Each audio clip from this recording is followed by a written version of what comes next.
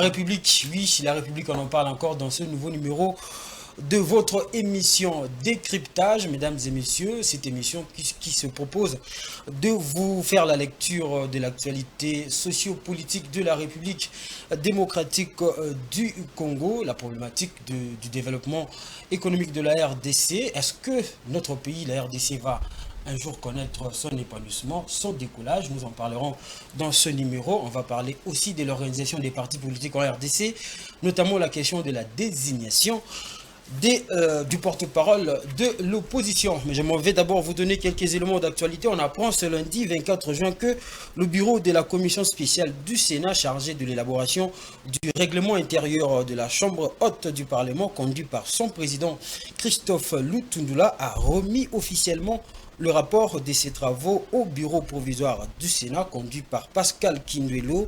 Lancement ce lundi 24 juin des épreuves de l'examen d'État par la première ministre Judith Souminois et la ministre d'État en charge de l'éducation nationale, Raissa Malou. Le goût de ces examens a été donné à l'école Chaumba à Kinshasa. Au total, 962 887 candidats prennent part à ces épreuves. De ces chiffres, 47% sont des filles. À l'école, à l'occasion, la première dame, Denise Nyakirou, a appelé les finalistes à viser la bourse Excellencia. Et puis le week-end dernier, le président Félix Tshisekedi a lancé les travaux de construction des rocades dans la capitale, une voie de communication qui devra aider à désengorger la capitale congolaise. Il s'agit ici d'un projet qui rentre dans le cadre du contrat chinois. 300 millions de dollars américains sont prévus pour une durée de 3 ans. On apprend aussi qu'en Ituri, le bilan d'une double attaque de Codeco à Djougou est passé de 25 à plus de 40 civils. C'est la société civile qui donne ce bilan, qui reste du moins provisoire. Selon le site internet d'information 7 sur 7, Djougou reste le bastion des groupes armés locaux, notamment Codeco et Zaïre. Voilà, mesdames et messieurs, dans cette émission, je ne suis pas seul, j'ai des invités à ma droite, à votre gauche, à gauche de votre écran. J'ai Faustin Chimangaki. Je dis bonsoir. Bonsoir, merci beaucoup pour votre énième invitation. Un habitué de cette émission, désormais. Décidément. Voilà. Et puis en face de lui, j'ai Patrick Kitungwa, à qui je dis bonsoir. Bonsoir. Bienvenue, c'est votre première participation. Certainement, merci beaucoup pour cette invitation. Voilà, Faustin Chimanga n'est plus à présenter. C'est le cas, il est un cadre et communicateur du parti LGD, Leadership Gouvernance pour le Développement. Et Patrick Kitwanga est un analyste politique, mais membre du parti politique Congo Espoir. J'ai pas massacré. Bon, voilà. On va commencer par cette question, Patrick. Je commence avec vous, Patrick. La RDC aujourd'hui, c'est un État moderne qui se veut être un pays qui vise le développement économique, et cela requiert aussi aux Congolais de pouvoir comprendre d'abord le concept. Quand on parle de développement économique d'un État, on parle de quoi? Et est-ce possible pour la RDC? Chers journalistes, je vous dis, avant de vous donner les éléments qui peuvent booster la RDC de s'épanouir, de se développer, nous devons d'abord savoir ce que c'est un développement. Okay. Sans pourtant entrer dans le détail de définition, parce que nous allons dormir ici. On prend il y en a plein. Oui, il y en a plein. On prend uniquement celle de François Pérou. Il définit que le développement, ce n'est que la combinaison de changements mentaux et sociaux d'une population à laquelle est appelée à faire croître cumulativement et durablement dans un pays bien déterminé. J'espère que le développement, c'est un concept pluraliste. Le développement, c'est un idéal auquel on ne peut jamais atteindre l'idéal. Mais on fera le tout pour arriver à un niveau X. Je crois, avec l'allure que nous allons, l'État va finir par se développer tant soit peu.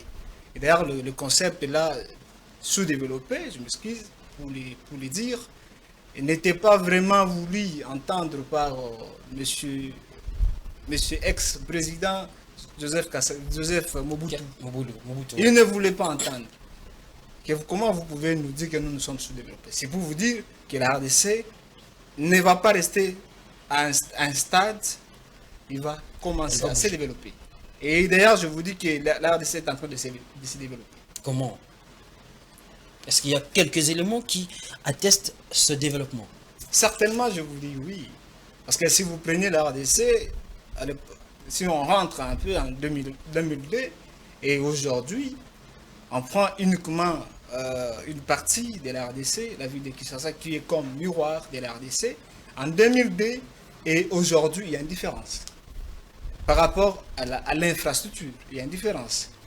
Par rapport à la gestion aussi, il y a une différence. La gestion, il y a une différence. Oui, certainement, il y a une différence. Mm. C'est pour vous dire, aujourd'hui, tel que je vous parle là, je crois l'avant-hier, le 20, il y a eu une conférence à l'UNIKIN où les ministres ils étaient ensemble avec le président de l'Assemblée, en train de débattre sur quels moyens ils peuvent faire sortir la RDC. En fait, pas faire sortir, mais de s'épanouir encore plus davantage qu'avant.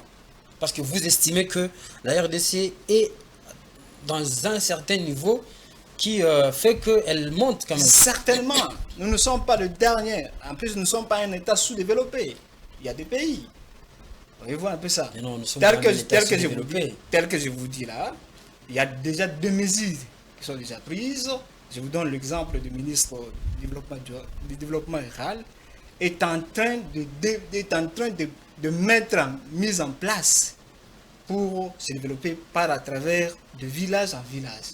Il est en train d'étudier comment Au niveau de relier, l'étude. oui, comment relier des routes, comment relier des routes principales, comment créer une activité dans des villages. Donc il veut faire dans son planification, dans son programme, il veut faire le village une petite ville au village. Chaque village soit une petite ville. Si Oui, vous certainement. voulez. Mm. Par à travers, là, il est déjà en train de commencer par à travers de créer des routes. Donc vous pensez aujourd'hui que la RDC peut arriver à un développement? Certainement. Certainement. Nous ne sommes pas le développement. Écoutez, la RDC, tel que je viens de vous dire, évolue toujours. Au fur et à mesure qu'il y a de figures personnalités, c'est de la même façon que le pays se développe. Merci beaucoup Patrick Kitungwa. Je me tourne vers vous, Faustin Chimanga. Et on parle du développement. D'ailleurs, il a évoqué la conférence qui a eu lieu le jeudi passé à l'UNIKIN. J'étais d'ailleurs parmi les participants, pas intervenants, mais participants. Et on a vu le président de l'Assemblée nationale, Vital Kamerhe, faire la démonstration. Il a été d'ailleurs complété par le député national, l'honorable Augustin Matata Pogno. Là, c'était justement dans un cadre purement scientifique. Moi, je veux qu'on pose d'abord des bases, plante les décors. Qu'entendez-vous par développement ou développement économique, mais aussi, est-il possible que la RDC arrive un jour à se développer? Mais vous savez, votre question a une réponse auprès de personnes qui nous suivent. J'irai pas sur la ligne de notre compatriote qui veut un peu se voiler la face. La RDC est sous-développée. La RDC est parmi les 4 pays les plus pauvres au monde.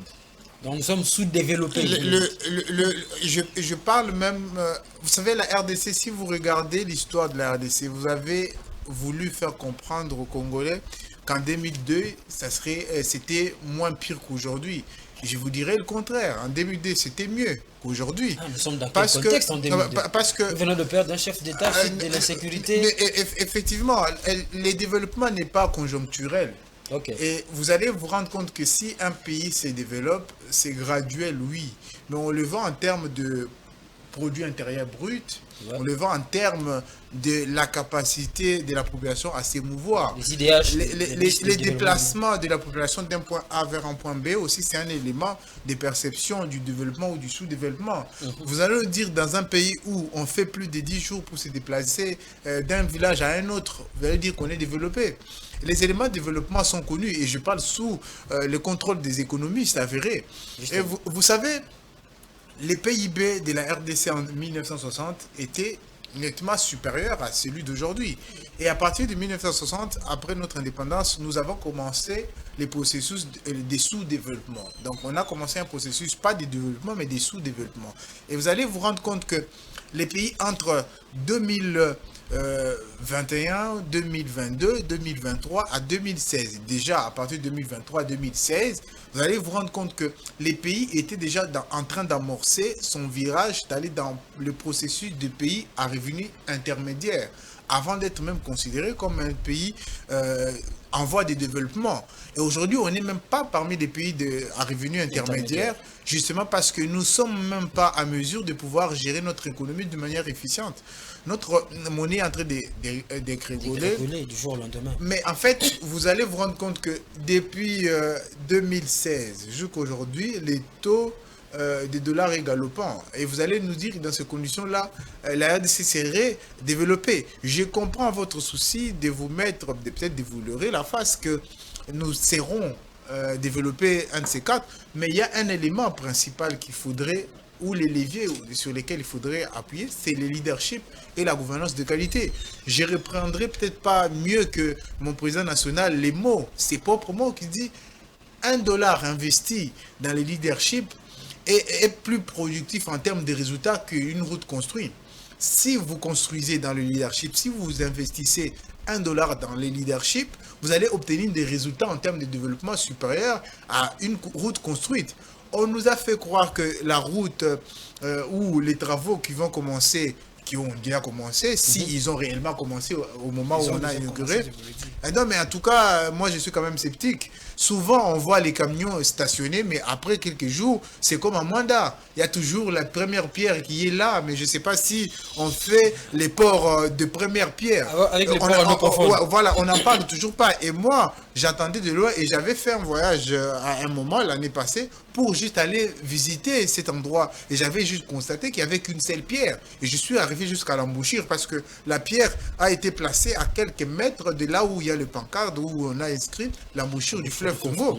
Donc vous comprenez que ceux qui sont à Mwanda aujourd'hui peuvent aller, ils vont trouver que les ports n'existent que de nom. Donc c'est pour vous dire qu'on peut inaugurer ou poser la première pierre avec FAST, mais les éléments qui peuvent amener une certaine logique, un certain espoir dans le développement ne sont pas là. Il n'y a pas de route. Et les moyens de transport, vous quittez l'UPEN jusqu'en ville, vous dépensez plus de $500, 500 francs, j'allais dire, 5000 francs, pour être précis. Vous êtes de l'UPEN jusqu'au centre-ville, vous dépensez plus de 5000 francs. Vous comprenez que si on parle de développement dans ces conditions-là, c'est compliqué. Moi, je parle facile pour que les peuples congolais qui nous suivent comprennent que si déjà, dans ces conditions-là, il n'y a pas une once de développement, on ne peut pas dire que la RDC est tout prêt à se développer. Je ne suis pas prophète de malheur, je ne suis pas sceptique, mais je suis réaliste. Les conditions dans lesquelles le pays est géré aujourd'hui ne peuvent pas nous dire qu'au bout de quelques mois, nous aurons atteint ou nous serons dans la logique de pays à revenus intermédiaires. Quoique ce n'est pas nous qui nous classons nous-mêmes dans ces conditions-là, c'est le FMI et les banques internationales qui cotent. Il y a les indicateurs. Non, oui, bien sûr, les indicateurs. Et si vous interrogez les indicateurs, vous allez constater qu'il y a toujours l'inflation. Les taux des dollars de 2016, c'était 920. Aujourd'hui, on a combien? Et on risque d'arriver à 30. Donc, vous comprenez que $1, 2800 francs, à l'époque, c'était 900 francs. Vous comprenez qu'on est en train de descendre aux enfers au lieu d'en sortir.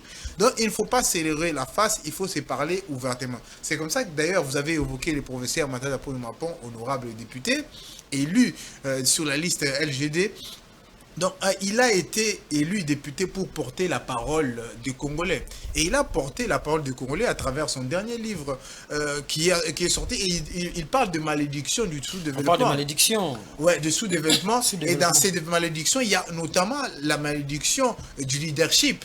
Et vous comprenez que la thèse aussi qu'il est en train de soutenir, que si on développe les leaderships, on va arriver à développer le pays, parce que si on appuie sur le levier leadership, on arrivera à appuyer sur le levier développement, parce que la gouvernance appliquée avec un leadership de qualité pourra permettre à ce que nous puissions avoir les institutions de qualité, parce qu'on aura les leaders des qualités. Et aujourd'hui, même si vous allez peut-être faire semblant parce que vous êtes dans une famille politique que moi je considère infestée des virus, vous allez peut-être pas l'avouer, mais vous êtes conscient qu'il y a un déficit de leadership et de gouvernance au sein de ces gouvernements.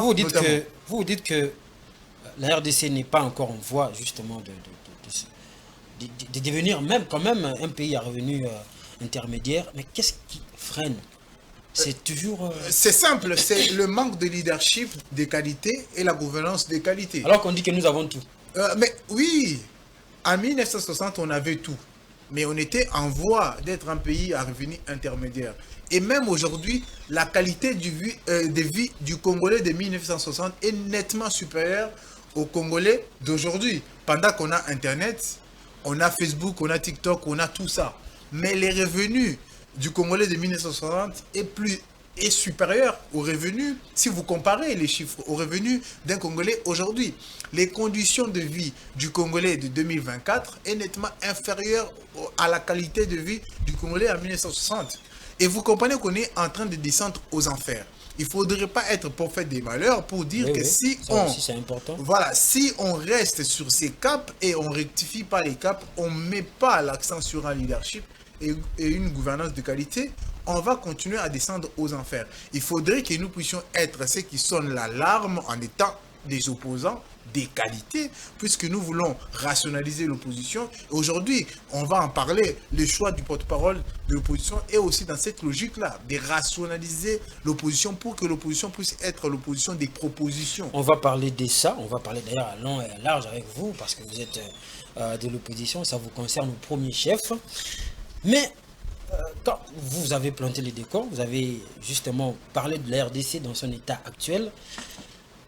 Il a oublié certaines choses. Vous aurez la parole. Merci.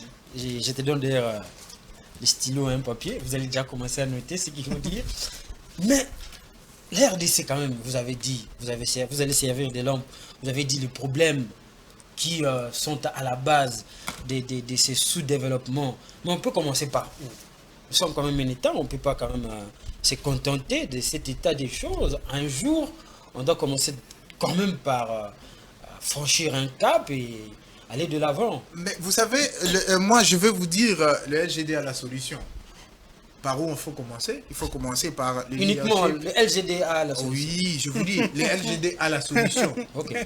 Et aujourd'hui, puisque je suis cadre et communicant du LGD, je peux vous affirmer que le LGD a la solution. Par où commencer? C'est par une gouvernance de qualité, un leadership de qualité. Les travail à travers le secrétariat général de notre parti, le travail au quotidien que le parti fait, c'est de former ces cadres. Pour que nous ne soyons pas ceux qui tâtonnent un peu comme les cadres de l'IDPS aujourd'hui qui tâtonnent. Ils sont en train d'apprendre au sommet de l'État, ce n'est pas le cas pour nous. Nous, on apprend au sein du parti. On apprend les méandres du pouvoir. On apprend comment on gère l'État. C'est ça l'objectif. L'UDPS est en train d'apprendre au sommet de l'État. Oui, ils sont en train d'apprendre au sommet de l'État. La preuve, aujourd'hui, on nous disait que la ville n'était pas tenue par l'UDPS. Aujourd'hui, l'UDPS et ses partenaires tiennent la ville. Nous allons interroger les résultats. La gestion accès... Ça aussi, il faut attendre. Oui, on attend. On est républicain, on lui donne les bénéfices du doute. Justement. Ouais. Donc, la gestion axée sur les résultats, c'est les secrets tenus par le LGD. Le LGD sait qu'il forme ses cadres pour obtenir des résultats, rien que les résultats. Vous m'avez posé la question de savoir sur quel point on commence. On commence par le leadership. Et le leadership commence par une décision. On n'est pas né leader automatiquement. On construit son leadership. Et il faut même arriver au point où on développe la capacité de l'offre du leadership. On développe l'offre qu'on donne au Congo. Pour que dès qu'on donne l'offre de qualité, on a des résultats de qualité parce que l'offre de qualité va produire les institutions de qualité qui vont aboutir aux résultats de qualité. Parce que vous avez évoqué, notre compatriote a évoqué l'histoire, je vais lui rappeler que entre 2013 et 2016, on avait vu, quand il y avait une certaine volonté de par les gouvernants de l'époque d'insuffler un leadership de qualité, on a vu que la ponctualité avait repris. Il y avait l'ordre. À l'époque, quand Transco a été créé, tout le monde avait appris à comment aller dans le bus en file indienne. Aujourd'hui, ce n'est plus le cas. Pourquoi le leadership qui faisait en sorte que les personnes puissent suivre l'ordre n'est plus? C'est comme ça qu'on voit qu'il y a des désordres. Si vous partez en ce moment sur le boulevard, surtout qu'on est lundi et que le transport est compliqué, tout le monde est en train de se battre. Personne n'est ordonné. Pourquoi il n'y a pas les leaderships qui favorisent l'ordre? Je vous aurais d'ailleurs prévenu que j'ai voulu la première partie de cette émission, que ça soit un tout petit peu de réflexion. Mais pourquoi on a toujours l'impression que les leaders qui, on va dire, se targuent d'incarner le leadership de qualité ont du mal à se faire accepter dans la population au point de se propulser au sommet de l'État? Non, mais vous savez... c'est quoi le problème? Vous avez posé une bonne question. Dans les questions du leadership, et ceux qui approfondissent les questions du leadership vont comprendre que le leadership n'est pas un boulevard. Le leadership, c'est comme une petite route où seuls les meilleurs peuvent passer. Et ceux qui sont chrétiens, un peu comme moi, vont comprendre que l'aiguille que la Bible fait allusion, que le royaume des cieux est comme une aiguille, il faut passer.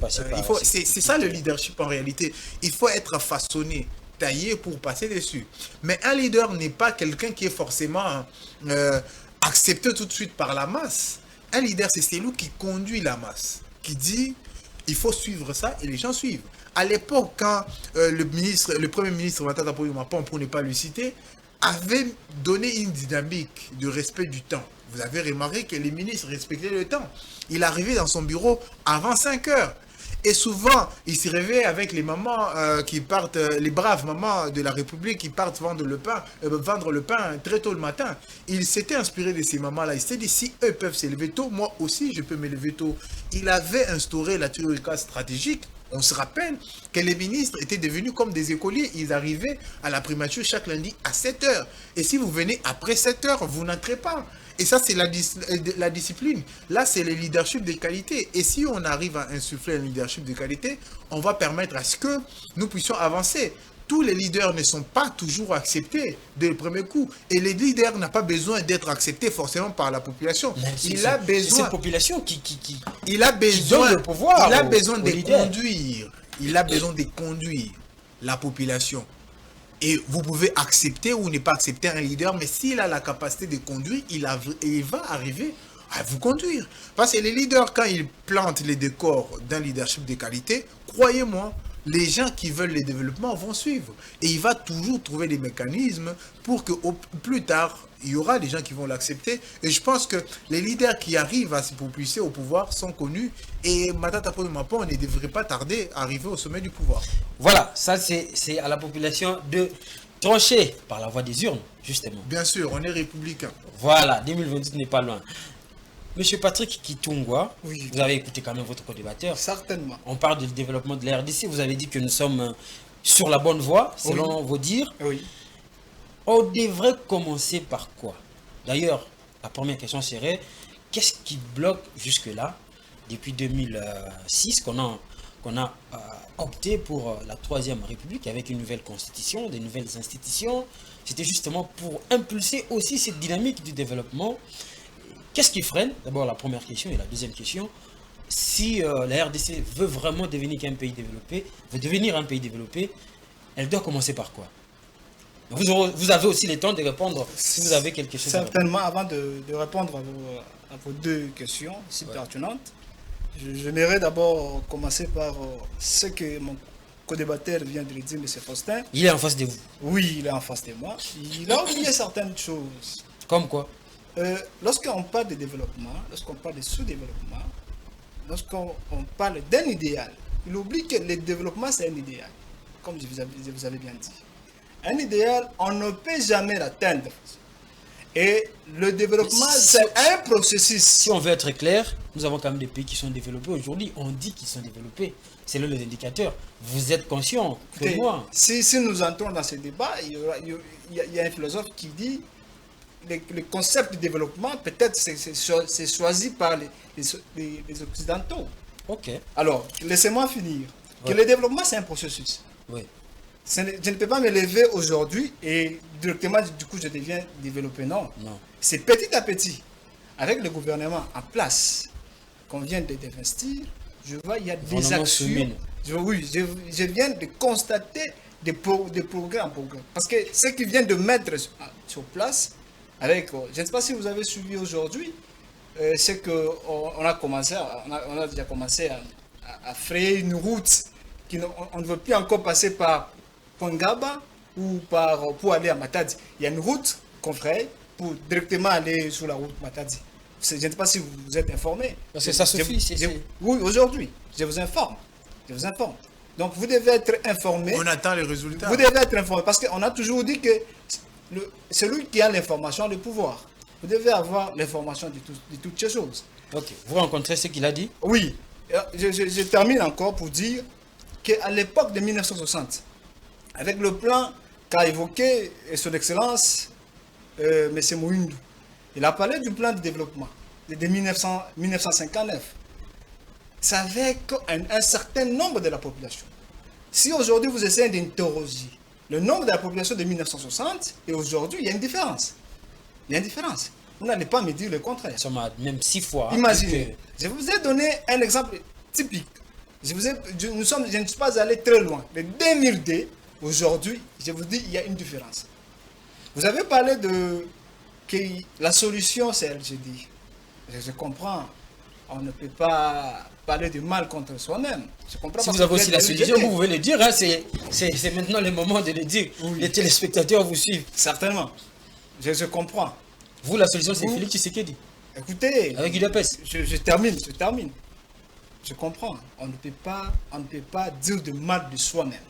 Même s'il y a de saleté à l'intérieur, on ne peut pas le dire en face. Dis ces insanités, moi je vous autorise. Je me rappelle le temps de... Bien que les termes ne soient pas appropriés. Je me rappelle le temps de Joseph Kabila.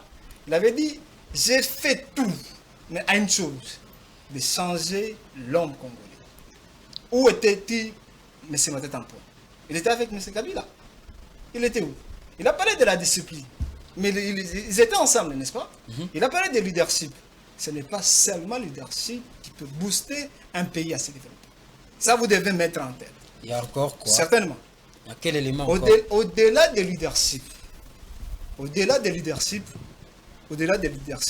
il y a des mécanismes à mettre sur place. Moi, je vous dis que le développement, c'est un acte de volonté. C'est un acte de volontarisme.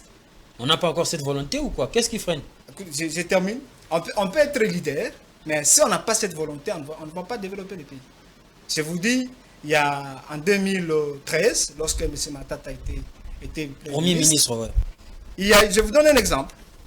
Il y a eu une dette qu'on devait prendre l'argent en Afrique du Sud, l'énergie et l'électricité, parce que les gens là consomment notre courant. On offrait quand même il y a une somme bien placée sur la table, mais Matata-Mponyo a voulu aller emprunter l'argent à l'extérieur pour répondre à un besoin XY qui était à l'époque. Je ne sais pas si vous êtes informé de ça. Parce que c'est un peu clair, parce que là... Parce qu'il veut parler de Matata-Mponyo. Vous avez parlé de 2009, Matata-Mponyo n'était pas premier ministre. Non, j'ai dit 2013. Vous avez parlé de Matata-Mponyo qui est comme solution. Où sommes-nous avec Boukangalonzo? Je parlais du LGD. Mais qui est à la tête du LGD? Non mais allez-y, on va vous répondre, il n'y a pas de problème. Aujourd'hui, Boukangalonzo est où? Si réellement il est l'incarnation de leadership, on devait voir les effets positifs de Boukangalonzo. Voilà. Nous revenons encore à la problématique de résultats. Alors, je reviens pour répondre à vos deux questions. Tout ça, c'est pour dire que le développement, la RDC est en train de se développer. C'est petit à petit qu'on se développe. Donc nous sommes sur le en chemin voie du de développement. Oui. Avec tout ce qu'on a mis sur place, avec ce gouvernement, je pressens un sentiment. Je pressens le sentiment. Non, c'est pas question des sentiments. Hein. Non. Je pressens une qualité de titan de ce gouvernement. Je suis en train de voir comment est-ce que la Première ministre est en train de se battre à mille morceaux pour se développer. Je vois comment est-ce que ces ministres sont en train de se battre.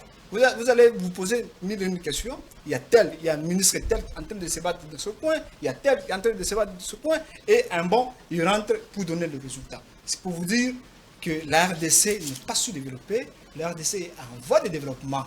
Si vous doutez encore, je vous dis, sans se cacher de face, de 2002 et aujourd'hui, avec le nombre de la population que nous avons, il y a un changement.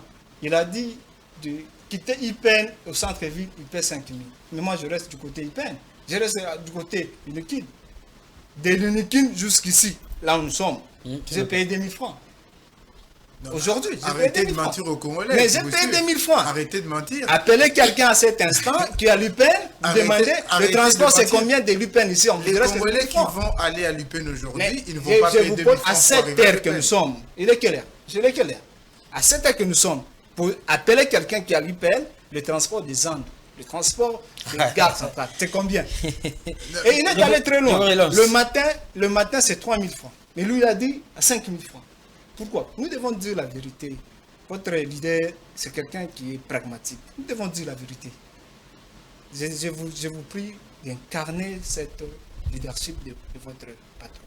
Vous devez faire voir à la population qui nous suivent d'être pragmatique. Le transport n'est pas à 5 000 francs. Pourquoi dire ça? Pourquoi dire le mensonge? Alors, quelles sont les mesures pour se développer? Ce qu'il a dit, c'est... On commence par quoi peut-être vous êtes spécialiste en économie. En fait, vous avez parlé, qu'est-ce qui freine? Justement. Qu'est-ce qui freine? Aujourd'hui, le président se bat en 1000 morceaux à ce qui concerne la guerre de l'Est. Ça bouffe nécessairement beaucoup d'argent. Ça nous bouffe beaucoup d'argent. Qu'est-ce que ça coûte? C'est l'Est. C'est pas parmi les premiers éléments. La guerre, ça nous bouffe de l'argent. Nous sommes en train de se battre pour terminer cette guerre. Il a trouvé cette guerre. Il ne va pas me dire qu'à l'époque, il n'y avait pas la guerre. Lui-même, l'honorable Matata Ponyo le dit toujours. À son époque, il y avait la guerre. Donc, il est en train de se battre pour terminer cette guerre. Voyez-vous un peu ça.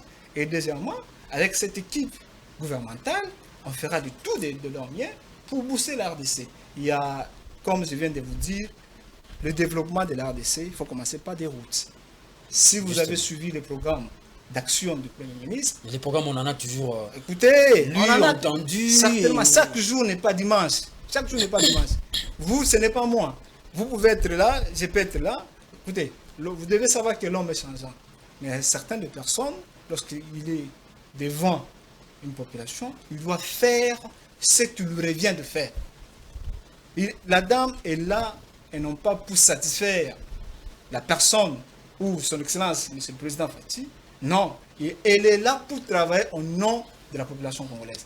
Son rôle, c'est pour l'intérêt général. Justement. Voilà. C'est pour cela qu'elle est investie. On commence par les routes. On commence par les routes. Et on a parlé des routes. On a créé des trains. Vous avez suivi, il est allé à Lubumbashi pour aller inaugurer. Donc je vous dis qu'il fera le tout de son mieux pour booster la RDC. Voyez-vous un peu ça. Il a parlé en 2000, lorsque son leader était encore au gouvernement, en 2012. Le SNCC était par terre. Voyez, vous vous rappelez de ça? Oui. 2012, 2013, 2014, jusqu'à tel point qu'il est parti. Était par terre. Il vient de relancer encore. Voyez-vous un peu ça. Donc, par des routes, comme il a commencé avec des routes, il va entamer par l'agriculture, que M. Didier a toujours dit que nous devons militariser l'agriculture. Nous devons faire ça comme l'élément principal. Ce qui n'est pas le cas hein, avec ce gouvernement. Non. Nous sommes en train d'interroger le ministre de l'Agriculture, on vous dira. C'est parce que vous n'êtes pas encore informé. Je vous dis, son Excellence José Mpanda a laissé ce plan. Il avait déjà commencé à travailler du côté Congo central. Vous vous rappelez de ça? Il a fait ses descentes, il a mis une équipe en train de travailler sur ça. Donc, le ministre actuel est en train de suivre la continuité des services publics. On commence par l'agriculture, que nous allons faire, nous, comme on va s'imposer. Il y a le service national. Ces productions n'arrivent même pas à satisfaire les camps. Non, c'est petit à petit. C'est petit à petit. Même les camps militaires ici. Non, c'est petit à petit. Les maïs n'arrosent pas. Vous voulez dire que Kanyamakassis, c'est de l'année passée, vous n'avez pas vu cette farine de Kanyamakassis. On vendait ça à 30 000 francs, 26 000 francs. Oui, dans les camps, avec des cantines militaires. Je vous dis, je vous donne l'exemple du gouverneur du Haut-Katanga, avec la farine de Haut-Katanga. Ah, là-bas, ça ne va pas. Non, On a vu dans le ça gouvernement va. passé, Vital Kamerhe est allé jusqu'en Afrique du Sud. Je vous dis, pour le moment, je vous dis, la farine circule déjà dans la ville. Farine de maïs. Allez-y à Colosi, il y a une farine de l'eau là-bas. Importé où Non, c'est ce produit-là? Oui, c'est intérieurement. Il a parlé de l'intérieur, des produits intérieurs bruts. Donc, nous sommes en train de se développer.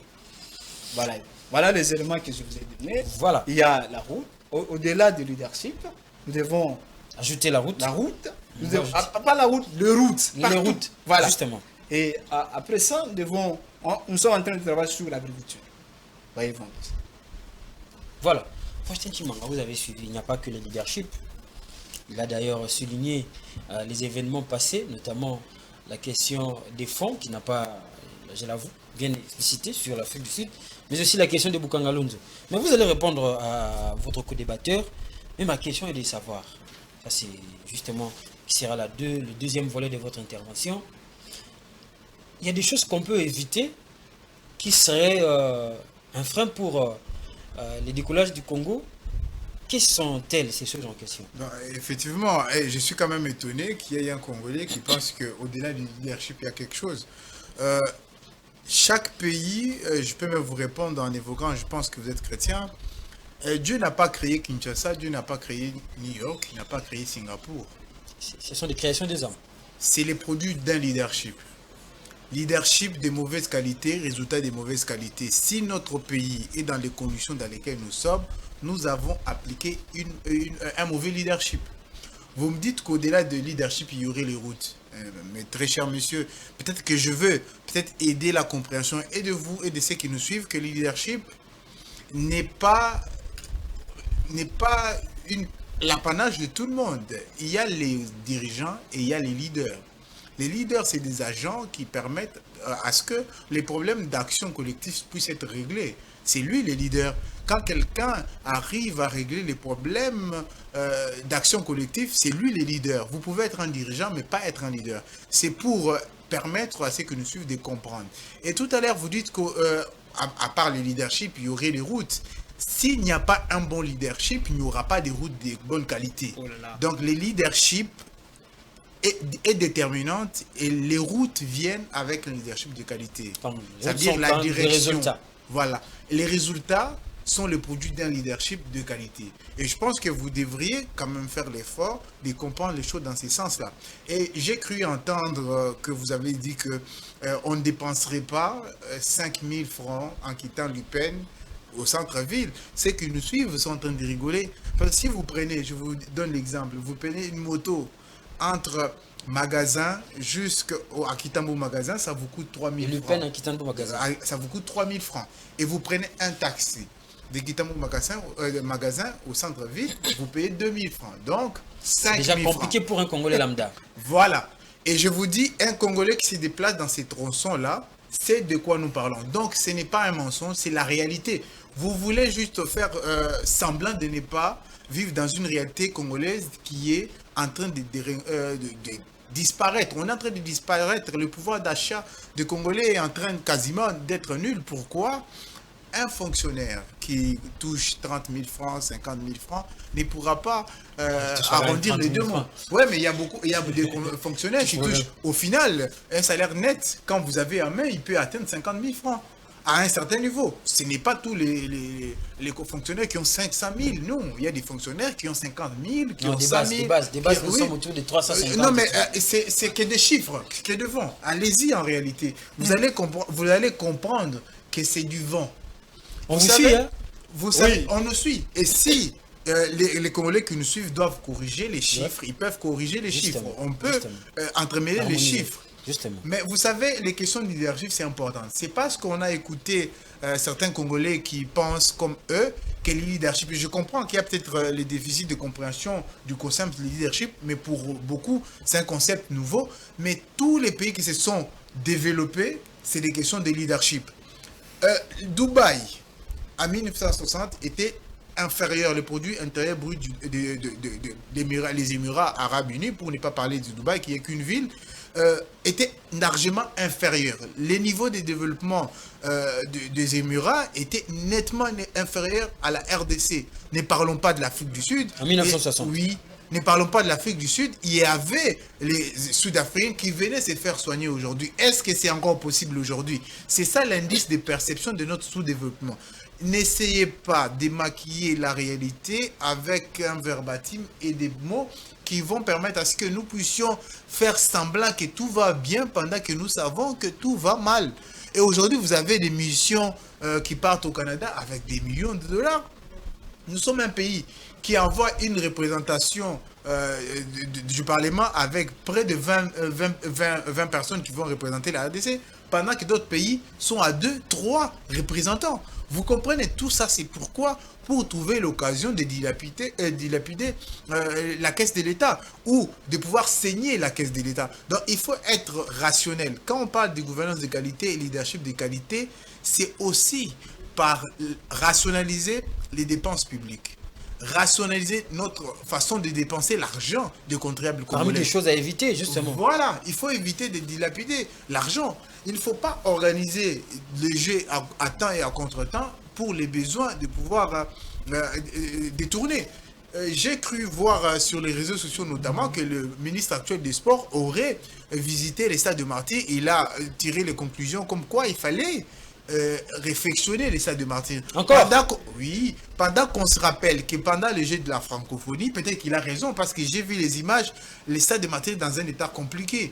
Et vous imaginez que on a vu pendant... les déchets, Voilà, on voit que l'argent a été dépensé pour le jeu de la francophonie. On nous a fait croire que c'était pour créer les infrastructures. Et même les infrastructures qui ont été créées, qu'est-ce qu'on a mis en contribution pour permettre à ce que l'argent dépensé puisse être produit pour pouvoir amortir les infrastructures. Donc il y a déficit de gouvernance, donc il y a un problème de leadership. Le leadership, c'est la capacité d'obtenir des solutions, la capacité d'obtenir des résultats, la capacité de régler les problèmes d'action collective des Congolais. Aujourd'hui, les Congolais ont du mal à vivre en communauté. Pourquoi? Déficit de leadership. Aujourd'hui, il y a un problème de tribalisme, déficit de leadership. Et si on avait Oui, les tribalismes, je vous dis. Le tribalisme arrive comment? Quand on n'arrive pas à vivre ensemble. S'il y a le vivre ensemble, il n'y aura pas un problème de leadership. Enfin, si on arrive à vivre ensemble, c'est l'indice de perception d'un leadership de qualité. À l'époque, quand il y a un président, un ancien président, vous allez le reconnaître quand je vais faire une citation de sa phrase, Congo Bomoko, Ekolo Bomoko. On a vécu avec ça. C'était la preuve d'un leadership qui était de qualité. Donc, Faustin Chimanga, si on peut conclure quand même pour boucler ce sujet, c'est que le problème du Congo aujourd'hui se résume justement au déficit du leadership. Et si on appuie sur l'élevé leadership... Comment on va appuyer maintenant? Est-ce que c'est quelque chose ça se décide ou bien ça se décrète ou bien non, ça ne se décrète pas. Il faut former les leaders. L'école du leadership, c'est et notamment, bien sûr que les prévoyants Matata Ponyo-Mapon a mis en place l'école du leadership. Ah, donc tous les Congolais vont aller Non, mais écoutez, mais si tous les Congolais peuvent venir, pourquoi pas dupliquer les modèles de l'école du leadership partout en RDC? Aujourd'hui, c'est peut-être parce qu'on en parle qu'il y a un leader, et souvent les leaders sont les incompris. Que ce soit aux États-Unis, en France, partout, vous allez comprendre que les leaders sont formés. Déjà à l'époque, quand Matata Ponyo-Mapon, Premier ministre, a mis l'ENA en place, c'était justement pour répondre aux questions de leadership. L'accession à la gestion au sein de l'administration publique passait par l'ENA, par les concours de l'ENA. Les Congolais qui passaient par l'ENA étaient formés justement pour que les leaders qui vont aller gérer la fonction publique puissent être les leaders de qualité. C'est dans cette optique-là où il fallait investir sur le leadership. Matata Ponyo l'a fait. Heureusement qu'on continue tant soit peu sur les chemins de Matata. Aujourd'hui, si on a on continue quand même sur ces chemins. plus ou moins, parce qu'il y a beaucoup d'œuvres de Matata qui ont été détruites après lui, notamment Boukanga Lonzo, je vais en dire un mot. Et si j'ai fait l'exercice, j'ai déposé la question à notre compatriote où se trouve Boukanga Lonzo, je suis sûr et certain qu'il ne sait même pas où se trouve Boukanga Lonzo. Je suis sûr et certain. Les dossiers Boukanga Lonzo est devenu les fourre-tout. À chaque fois qu'on veut attaquer Matata Ponyo, on cite Boukanga Lonzo. Mais je suis sûr que le dossier Boukanga Lonzo, vous ne les maîtrisez pas. La preuve, vous allez comprendre que Matata Ponyo, quand il a quitté la primature, Boukanga Lonzo fonctionnait. À Lupen, à Bandal Mola, un peu partout, il y avait des points de vente des produits Boukanga Lonzo. Donc c'est un faux débat. Croyez-moi, c'est un faux débat. Et le dossier Boukanga Lonzo a toujours été un dossier politique. Informez-vous. Mais croyez-moi, sur les dossiers Boukanga Lonzo, on peut vous donner. Dites-moi d'abord si vous êtes sûr que vous êtes mieux informé que moi sur les dossiers. Sur les dossiers.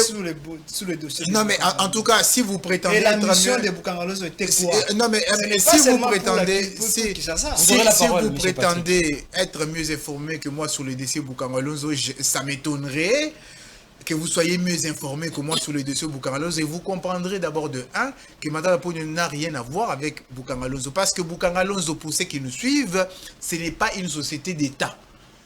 L'État est actionnaire dans une société qui est privée et publique en même temps. L'État n'est pas les sociétés, parce qu'il faut parler des sociétés. Qui avait quand même participé à... Oui, aux capitaux, bien sûr. Justement. Même si après, ils n'avaient pas donné tout l'argent. L'État est toujours assez compliqué. Il n'avait pas donné tout l'argent qui était dû à la société Boukanga Lonzo. Voilà. C'était pas les débats du jour. C'était pas les débats du jour, mais on a tendance toujours à remettre cette question sur la table. Mais la preuve, ils ne maîtrisent pas. Il était quand même important que vous apportiez ces éclairages sur ce dossier. Si vous voulez, ça va faire même l'objet d'une mission entière. Non, mais on n'a pas besoin, parce que ces dossiers... On n'a pas besoin. Il y a déjà sur la table de la justice. Je vais peut-être en finir là.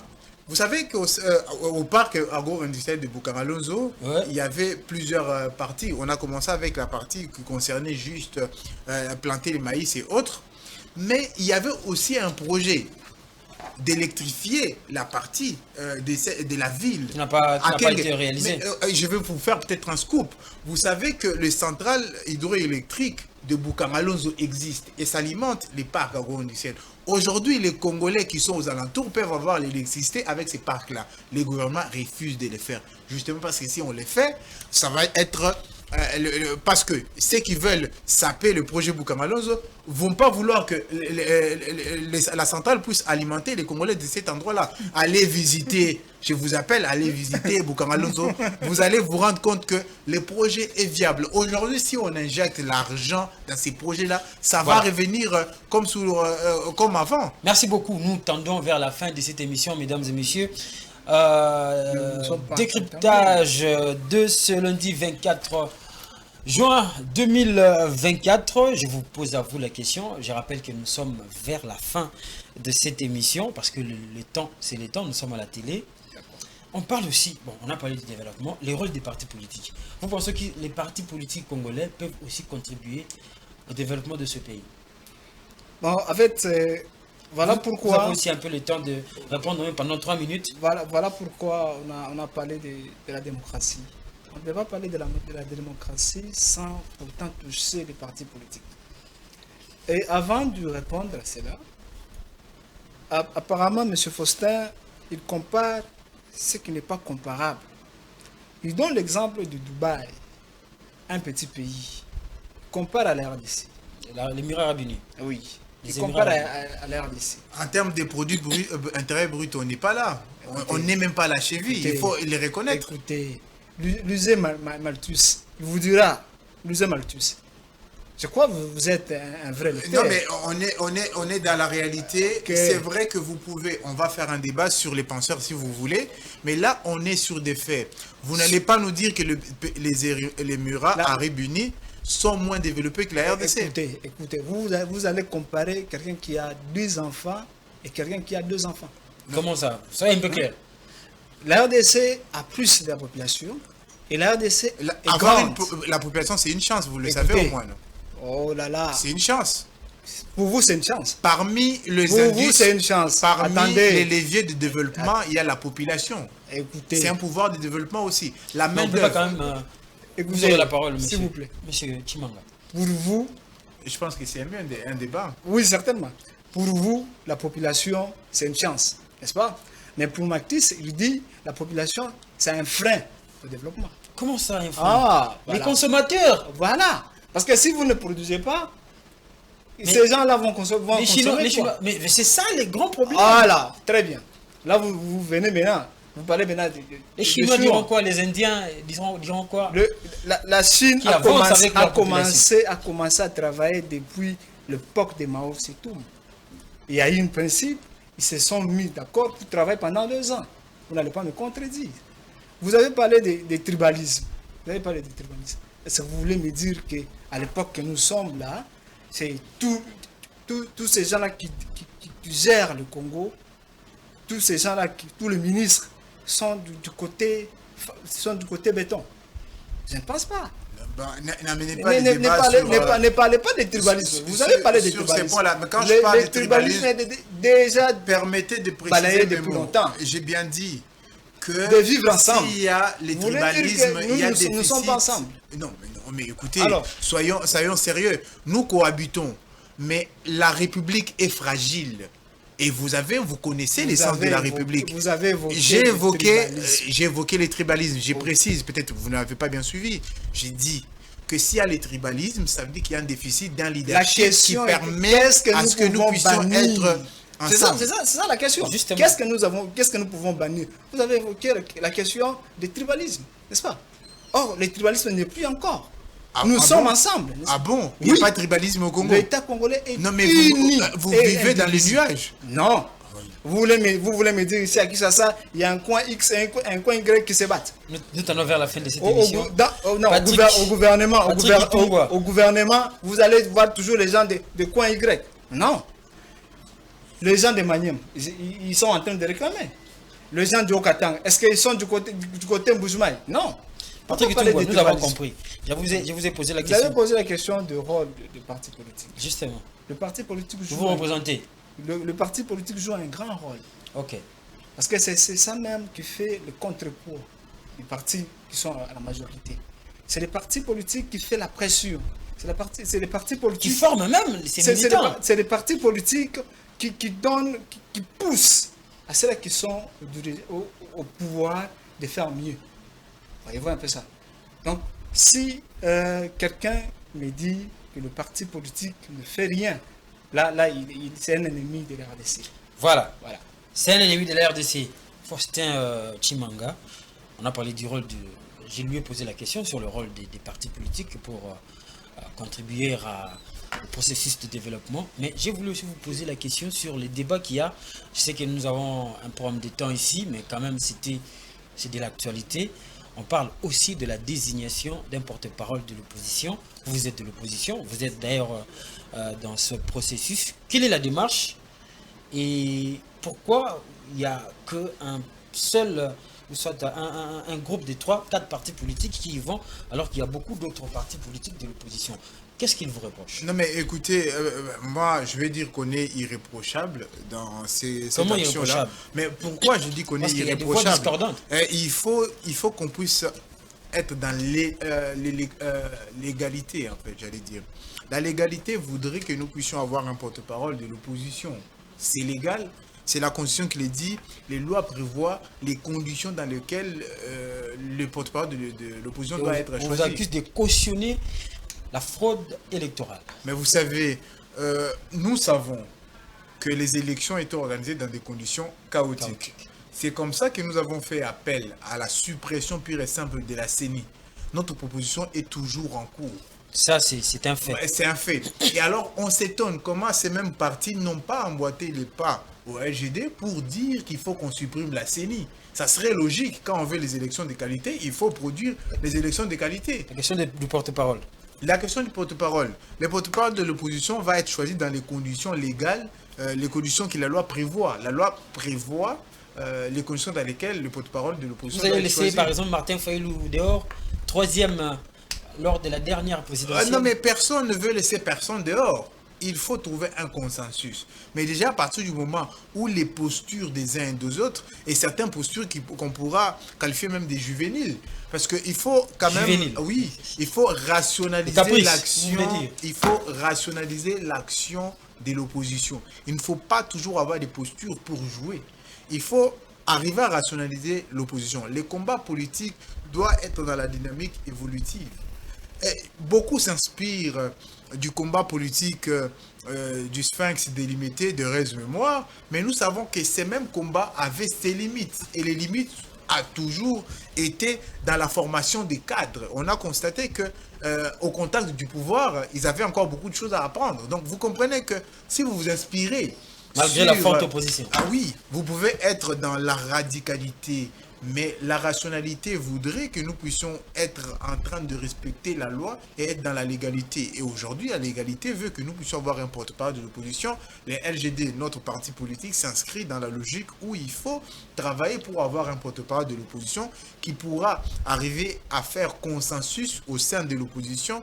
Et le consensus, s'il n'y a pas, on aura les votes et les conditions sont connues. Et il faut qu'on respecte la loi pour que l'exigence, notre exigence au respect de la Constitution puisse être entendue. Parce qu'on ne peut pas être, on exige le respect de la Constitution, mais on ne respecte pas la loi nous-mêmes. Nous devons respecter la loi, choisir un porte-parole de l'opposition. 30 secondes, votre dernier mot. Et puis voilà. Et on a du mal à dire un mot sur 30 secondes, mais sachez que nous devons quitter les turpitudes de notre classe politique. Il n'y a pas d'objectif à être dans une forme de turpitude parce qu'on veut satisfaire notre camp politique. Il faut qu'on élève le débat. Croyez-moi, il ne faudrait pas vous leurrer la face. Si le Congo est dans ces conditions, on risque de disparaître en tant qu'État. Vous êtes en train de citer les auteurs. Moi, je vous appellerai peut-être à aussi parler de Darwin qui dit que dans cette vie ou dans ce monde, on est dans un environnement où seuls les plus forts survivent et les faibles se font écraser. Et aujourd'hui, nous sommes un État faible. Voilà, nous sommes un État faible. C'est la conclusion de Faustin Chimanga. Patrick Kitungwa, votre dernier mot. Non, bon, en fait, il a déjà parlé sur... Vous avez déjà parlé sur les partis politiques. Déjà, les divisions qu'il y a dans l'opposition vous arrangent. Juste ajouter, oui, certainement, juste ajouter. Ah, ça vous arrange? Non, non, en fait, c'est sur ce qu'il a dit, la dernière question. Ok. J'ai juste ajouté la loi numéro 07/008 qui stipule ce qu'il a dit là. Ils doivent être en consensus, ils doivent parler et ils doivent trouver un bon porte-parole. Mais que cela ne puisse pas créer de frustration. Parce que si vous êtes en opposition, vous devez être ensemble. Et ça, c'est ça le mal avec nous, les Congolais. Si on est dans l'opposition, on veut se faire voir tel autre. L'opposition congolaise a toujours du mal à s'entendre. C'est toujours comme ça. Quelqu'un qui peut être opposant en pleine journée, mais la nuit, il va chez le président, il va du camp pour aller prendre quelque contre chose. Bemba, Tshisekedi monter contre Tshisekedi. C'est un peu ça. Moi, Il nous parle là des pratiques de l'UDPS à l'époque quand ils étaient... Mais... Voilà, votre dernier mot. 20 secondes. S'il y avait un parti radical, c'était l'UDPS. Non, mais qui partait, vous nous révélez. Merci, vous les avez vus. Merci beaucoup. Non, je finis le dernier mot. Il a parlé que l'État congolais peut se disparaître. Sur base de quoi Ça, c'est pas le dernier mot, vous répondez. Oui, certainement. Okay. Sur base de quoi que l'État congolais peut se disparaître. Il veut parler de l'utilisation. Non. Lorsqu'on parle que l'État veut disparaître, c'est lorsqu'il ne répond pas aux besoins de la population. Et aujourd'hui, la RDC répond aux besoins de la population. Je vous dis que l'État est en train de répondre aux besoins de la population. Voilà. Il a parlé de 50 000 francs. Que les Congolais vous pardonnent. Moi, tel que je suis là, je suis un fonctionnaire de l'État. On ne me paye pas 50 000. On ne me paye pas 50 000. Ça, vous allez demander pardon à la population? Non. Non, mais je demande pour vous. Voilà, vous avez mesdames et demandé. messieurs, c'est la fin Donc, vous devez demander à la population de ce numéro de votre... Que les Congolais vous Moi, pardonnent. J'ai déjà je repris suis la parole. fonctionnaire. J'ai déjà repris la On parole. ne me paye pas 50 000. J'ai déjà repris la parole. Merci beaucoup, on a compris. On ne vous paye pas 50 000, vous Oui, êtes fonctionnaire certainement. de l'État. Il vit mieux C'est compris. que tous les Je Congolais. vous dis, on ne me paye Mesdames et pas messieurs, 50 nous 000. sommes arrivés à la fin de cette émission Décryptage. Nous avons parlé sur ce plateau de la question épineuse du développement de la RDC, mais aussi de l'organisation des partis politiques, avec un accent sur la désignation du porte-parole de l'opposition. C'est un débat où ce sont des débats de l'heure, mesdames et messieurs. Nous vous disons merci de nous avoir suivis, mais aussi merci à Faustin Chimanga d'être toujours présent avec des analystes pointus. Merci. Et à vous, Patrick Kitungwa, merci d'être ici. C'est votre première participation. Merci pour vos analyses pertinentes. Merci. Et voilà, nous disons aussi merci à toute l'équipe qui a fait en sorte que cette émission vous parvienne à la maison. Là, je vois Serge Kaniki, je vois Giscard Tamba, je vois Benny Ifombo. Merci à vous, une fois de plus, chers téléspectateurs, de nous avoir suivis, de nous avoir aussi toujours fait confiance. Au revoir.